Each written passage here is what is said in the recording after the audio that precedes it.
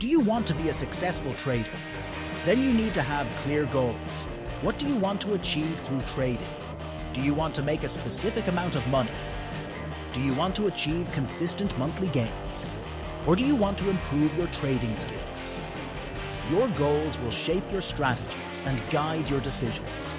Having concrete goals will help you stay focused and motivated, especially during challenging times. So what are your trading goals? Write them down and keep them in mind every time you trade.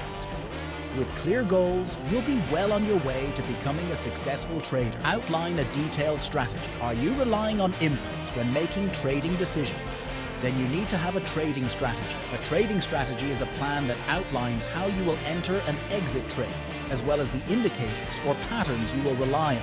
A solid strategy will help you make consistent and informed decisions, rather than relying on impulse. Consider backtesting your strategy on historical data to see how it would have performed in the past. This will help you identify any potential flaws in your strategy. So what is your trading strategy? Write it down and keep it in mind every time you trade.